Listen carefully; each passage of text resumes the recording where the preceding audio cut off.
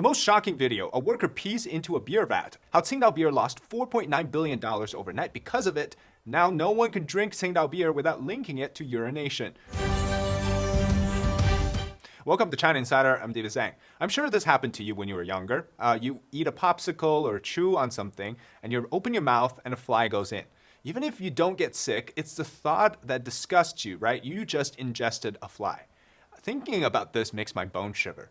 Now, today I was talking with a few friends about their experiences back in China. One guy first, he mentioned how, people say that you should better cook home meals in China rather than going out to restaurants, simply because the meat that you eat is real meat. My mom used to tell me in China to stop eating those convenience store snacks because they were made by people who don't wash their hands after going to the bathroom. I always thought that it was exaggerated, but now I firmly believe her. One of my friends mentioned how he refuses to drink Chinese brand liquor. I knew that recently a worker at Tsingdao Beer 3rd Brewery had climbed over the barricade into a malt tank to pee. And this incident was filmed by a man on October 19th, and it took the Chinese internet by storm. It's no wonder it's called craft beer. If you drink beer in the US or elsewhere and it tastes like pee for some reason, it's probably just a byproduct of fermentation or fermentation issues. But I guess in China, the pee taste is standard flavoring. 100% organic, no additive, original taste. Also, next time they pour your pint, don't mind the foam. At least you can expect it's not pee foam. Or how about the golden color? If you drink Corona, be satisfied. In China, you have to wonder, how did the beer get its coloring? Tsingtao shares have gone down a lot since this incident. It has actually lost $4.9 billion in values overnight. And Tsingtao beer, or this P-gate, has become a focus point for China's drinking and food safety standard. Netizens once again ridiculed it as the most expensive pee ever. Now, Tsingtao says that they're investigating the urination scandal. And Tsingtao said in their statement that the incident had been reported at the first opportunity. And so the batch of malt that has been exposed or contaminated was sealed off from use. Now, Tsingtao beer is not only well known in China, it's also widely welcomed in overseas markets too. For many Japanese people, Tsingtao beer is a must-have drink for Chinese cuisines. And the incident of workers urinating, notice I said workers, in the raw material house, it's not the first time, seriously affected the confidence of Japanese consumers in Chinese products. And think back a month ago, right? They were boycotting Japanese goods because of that nuclear power plant wastewater scandal. Now look at them. What is this? Power plant wastewater scandal from China? Anyways, they all expressed that there is no sense of hygiene and that they will never drink Tsingtao beer again in the future. Some convenience stores in South Korea also, they said that the sales of Tsingtao beer had declined dramatically. Some consumers had expressed that they wanted to return the beer. People have thrown away all the inventory in their refrigerators. Now, agents in both Japan and South Korea have emphasized that the imported Tsingtao beer is top quality, it's not produced in the factory involved, and that consumers in both countries are still uneasy, though, about food safety. And they've expressed that they do not dare to drink any more Tsingtao products in the future. Now, one of my other friends told me that the famous Chinese liquor, malt, right, this white hard liquor, is allegedly made with dichlorovus, or if I pronounce that right, it's a pesticide that China used. Now, according to him, dichlorovus elevates the flavor of the liquor. And so it's a strong liquor to begin with, right? But apparently it makes the flavor that much better by adding a few drops of that pesticide. And it also happens to be Xi Jinping's favorite drink. Here, he's sharing it with Putin. Dichlorovus is obviously toxic to humans. Even in smaller quantities, it must not be healthy. But that made me wonder, right? Is the Tsingtao beer pee incident a bug or a feature? Was the Tsingtao beer taste always pee tasting, or was it simply, a secret formula of some sort? Like, how do they know that, when you see something like this, right? For example, let's say that you saw a mouse in your house. We know that it's never just one mouse, right? Or if you see a cockroach, it's never just one cockroach. So that makes me wonder, how many more people have peed in that tank or wherever else, right? And how many other brands? Anyways, so this lady here, she filmed herself talking about after drinking Tsingtao beer on the 21st of October, so 3 days after the incident was exposed. She says that after hearing about the incident, she heard it from other bloggers. She went online and looked up the video. Now she says her whole house smells like urine. She said anything she consumes or drinks tastes like pee. Of course, she was so paranoid that she had to go to a restaurant and ask the owner that when they stocked the fridge with beer, with Tsingtao beer specifically, and what date it was. And the owner said that, oh, it was before the incident, so obviously it's safe. But that reality check was what she needed to calm herself down. And she thought to herself, what are the chances of a batch of malt end up in a precise location and in cases of beers that she would buy from the supermarket and that she would end up drinking? Seems pretty small.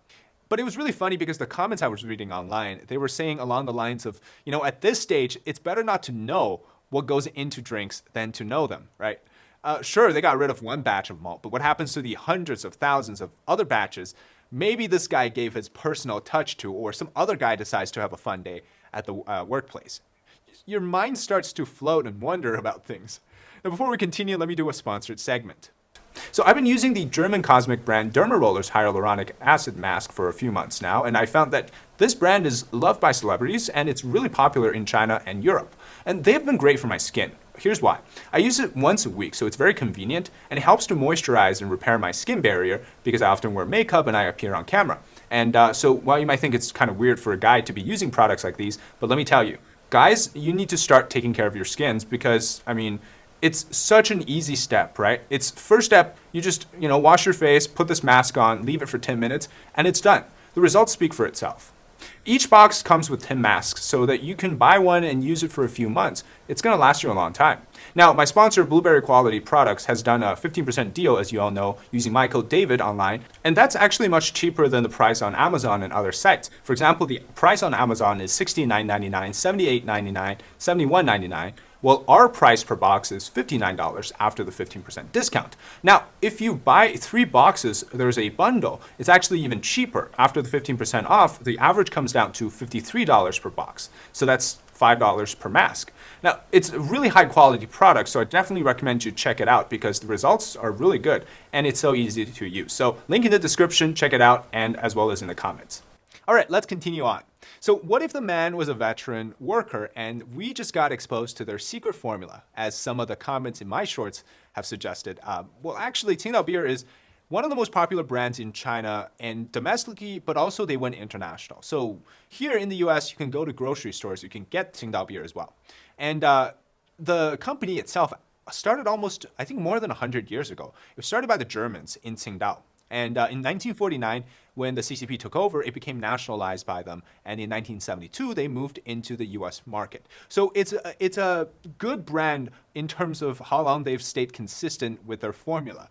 And the person filming this video here, the incident, he ended up being the one that was arrested. So it makes you wonder, why not arrest the worker who peed? It honestly makes me feel like we just accidentally revealed the reason that Tsingtao beer is popular in China. Obviously, I'm joking, but I think it's pretty funny that the immediate reaction of the CCP is to stop the guy who was exposing this and arrest him, right, instead of the worker. I just imagine, the brewery that day. He's like, hey, boss, we caught someone peeing in the beer tank or the vat, whatever.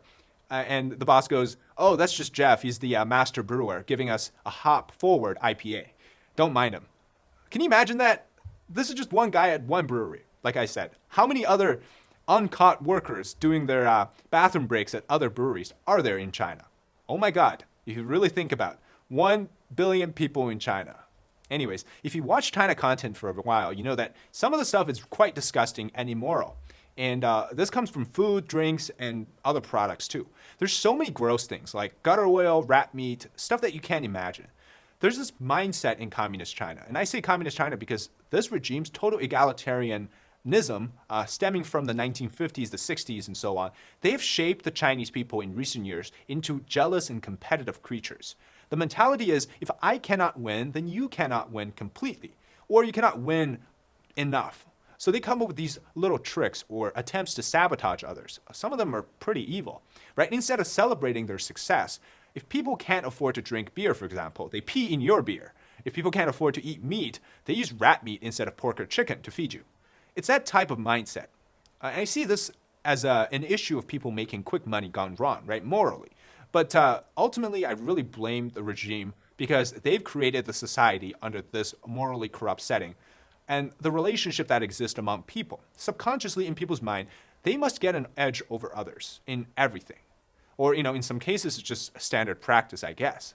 So the same guy I was chatting with, right, he was telling me that there was a bread factory back in the days near where he lived in China. His aunt used to work there in the 80s. Before they imported dough machines to make dough, they used to use their feet to knead the dough.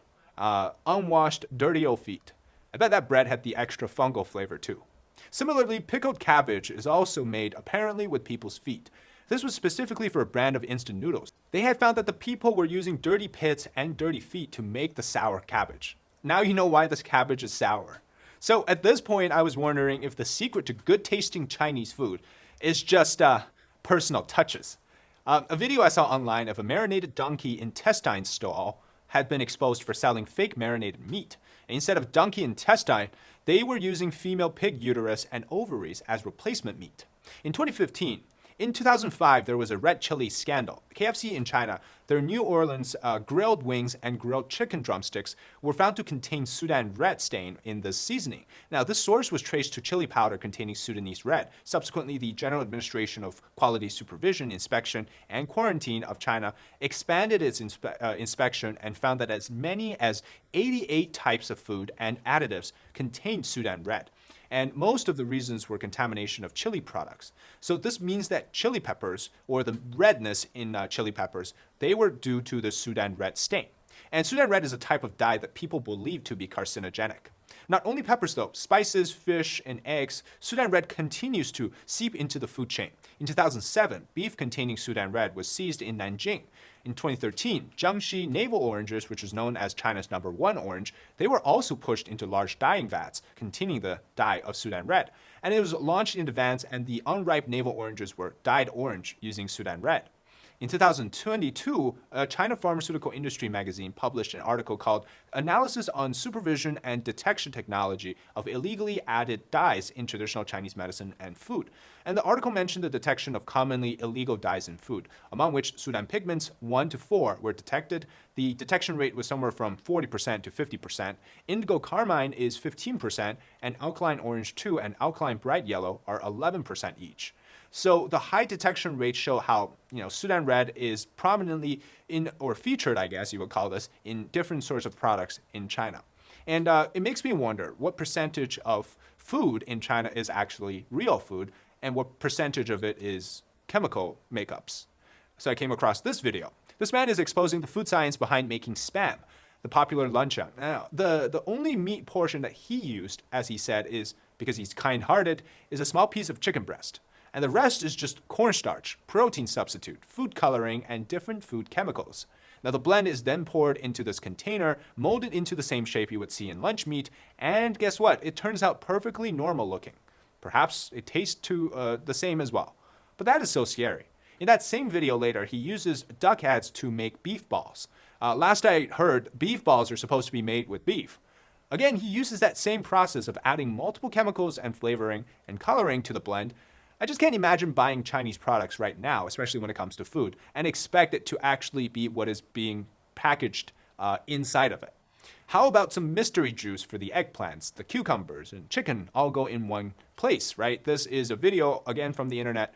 Let me just say, it's a great compilation to show that China is faking all of the strategies when it comes to food. So these apples and cucumbers are soaked in this mysterious liquid in a beaker. And then a few days later, they grow into big and plump veggies and fruits to be harvested. Now, these are probably all carcinogenic too. So at the end of the day, let me just tell you that don't expect anything to be organically produced or non-chemically produced. Existing in nature is something that's, I guess, you'd have to only find out outside of China. What else can I say? More shocking stuff on the way. All right, that's it today for the episode on the guy who peed in the tank for beers, as well as all sorts of food problems in China. If you enjoy the content, leave a like, comment below your thoughts on this topic, as well as subscribe to our channel. All right, this is China Insider. I'm David Zhang. We'll see you next time.